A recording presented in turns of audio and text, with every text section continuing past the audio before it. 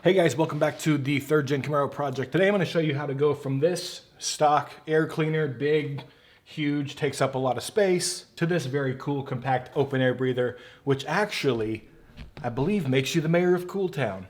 So I'm going to show you how to do this properly. I haven't seen any videos of anybody talking about how to actually do it. I've seen a lot of people showing their installs, but nobody shows you the two, three little things you have to do to make this work properly. Now, for my use case, this is a 1992 Camaro RS 305 TBI.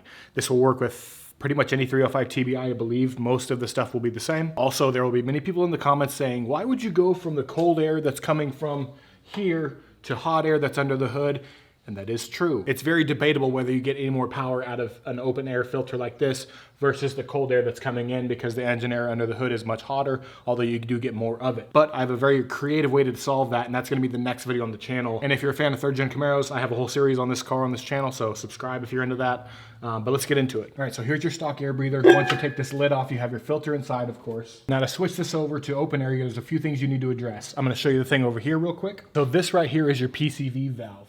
And what that does is the pressure and like the oil vapor and everything coming from your head over here gets thrown back into this air cleaner and gets filtered before it goes back into the car. On your stock setup, you'll have a filter like this that goes through this hole here like that and connects to this. Now for this, if you're using the air cleaner, the open air cleaner that I bought, you have two different options. Let me show you them both. All right, so your first option is going to be this breather right here. And what you need is a 3/4 inch breather. The diameter of this is 3/4 inch.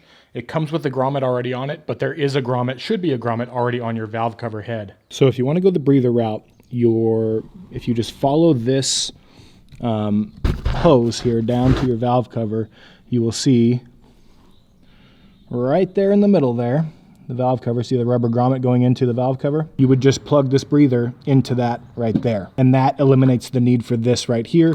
And the breather, through the bottom holes, the gases escape around it. So you'll end up with some like a dirtier valve cover, but in the case of this like 305 with all the heater hoses and everything, you would never even see it. Now your other option is, if you can see this, you see these little areas that are punch-outable right there. Punch-outable, that's a word. Right there on both sides of the air cleaner. So they account for two different ways your PCV valve could be coming in from. But these are little knockouts. So let me take the bottom of the air cleaner out. So you would just take like a flathead screwdriver or a metal punch and just pop, pop, pop, pop those three things out. And included with the air cleaner is a bag of hardware, stuff like that. But you get this little valve right here, which once you punch these holes out, you would just sit this on there, put the gasket they include in there, and then run your hose into this right here. Me personally, I don't like that option because if you see here, it pumps it inside of the filter. So this is where your air is going into. It pumps it inside versus outside coming in like the stock does. So if you think about what the PCV valve is emitting, it's like vapor and oil vapors and stuff like that, and stuff you don't want to go into your intake. So I'm going to go the other route, and I'm going to install the breather onto the valve cover. It makes it much simpler and gets rid of one thing out of the engine bay. Also, in case you're wondering, this is a ProForm air filter. They're really cool. I thought it was going to be plastic. It looks plastic. It's just matte metal, but it looks really awesome. So I'm super happy with it. It's like $100 maybe or something like that. I'll link it down below so you can check it out for yourself. There's a bunch of different colors you can get and whatnot. I got the black with the red Chevrolet logo. To get the PCV valve out, you're gonna have to move your heater hoses a little bit and to get some clearance down there, and it should just pull out. Boom, out. And if you can see, this is the same diameter as the adapter that came in the kit. Now I'm just gonna use a flathead screwdriver and pop that gasket off of there. It is greasy down there. They're so fun to get out. I'm gonna try pliers. Okay, that's off. That's alarming. Hook thingy to fish the rubber out of there. Boom. Now we try to install this without breaking our hand in half. Okay, I got that sucker in. I had to move the spark plug wires. I ended up not using the factory grommet that came with that. It didn't fit right at all. And I just used a spare one from my other valve covers. And it fits great. And like you'll never see it. It shouldn't really matter what color you get. I mean, you're never gonna see the thing, really. I mean, so just get whatever you can. 3/4 inch. I'll link one down below. The second thing you gotta change, and it's the most difficult, but it's not that hard, is going to be this sensor right here. This is your IAT sensor, I believe. Let me show you. It's going to be this sensor right here. Now this is the sensor that plugs right into the underside of your stock air filter. This plugs right into that, just like that. So we got to take this, I guess you would call it a bung, out of here. Comes through the top in this, I guess, again, for lack of better words, bung. I'm gonna figure out how to get this out, and then we're gonna go from there. All right, so I'm just got some pliers here, and I'm kind of, oh, yep, see, if you compress it a little bit, it starts going on that side. It's coming in, out, or in, or whatever you'd want to describe it as. I got to do the same thing on the other side somehow. I stopped filming, but I was going about it all wrong. This plugs into here, but what I was doing was try to pull this out the bottom, but all I had to do was loosen this from around from this. So if we loosen this, this clamps down on this part. So loosen this, and then this pulls out. And if you can see here on the bottom, there's 1, 2, 3, 4 tabs that kind of hold it into place. So I need to just compress this and push it out, which shouldn't be too hard. All right, now the hole seems to be about 0.68, 0.67, somewhere in there, inches. All right, if we look on the step bit, the 11/16 is right about 6.67 inches. So we're gonna go to 11/16 on this through the new air cleaner. I'll show you. And then if you just mock up your old air cleaner, you can see that the hole is basically right at the back of the air intake, the TBI intake. So now my Chevrolet logo on this is gonna go at the front. So I wanna go at the back of it, but it doesn't really matter where, because this base, no matter where I put it, I can situate this whichever way. So I'm just gonna drill a hole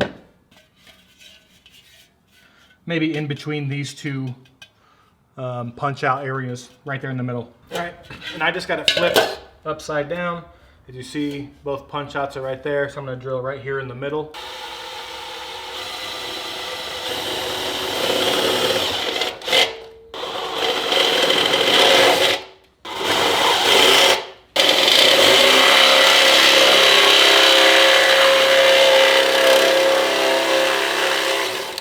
Boom, we got a friggin' bung hole. Looks like a bullet hole. Need to clean up the inside. So this slides into there. Again, you kind of squeeze it to get it in, like that, and that's in. And then we put our sensor into that, and boom. And we just literally have to take this sensor and plug it in, and boom. To be very thorough about it, I put some kind of silicone sealer or something in underneath where this is, inside there, to make sure it's a proper seal. But other than that, you're good to go on that. Now let's show you the last thing you need. So this is your Thermac, whatever they'd call it, and this is your preheater hose, which plugs into this exhaust manifold down here. And all this thing does, a little, why is there a dryer hose connected to my car? All that does is help your car with like cold starts. I don't drive this in cold weather at all, so I'm not too concerned with that. So that's getting taken out, and I don't know how you would be able to incorporate that to an open air element install. But I believe this is your Thermac sensor, I believe, and then from here, there's this vacuum hose that goes into this prong, and then this prong will run a vacuum hose down to, let me zoom in a little bit for you, down to this right here. And now all you have to do with this is just plug it, because you don't need this at all. Now how do you plug it? You use this right here. This is Dorman 47388. I'll link this down below too. If you open this up, it's just an assortment of vacuum caps, and you're gonna use this one right here, which is the 5/32 vacuum cap. So you could just buy one 5/32 vacuum cap, but it's probably good to have these around. So you just take your 5/32 vacuum cap and shove her onto there like that. And that will fix that issue right there, and you're good to go. The only other thing you may need is if you have a center bolt or you need the offset one, you can just go to AutoZone and get the different offset one or the center post one. They include a straight bolt if you're going down straight through your TBI, but mine is an offset one. So just set that on there. And then instead of the wing nut, you get this really cool Chevy solid metal screw or cap. And then you just screw this on like that. And now when somebody opens your hood, they know that you have a Chevrolet. All right, now we start it up.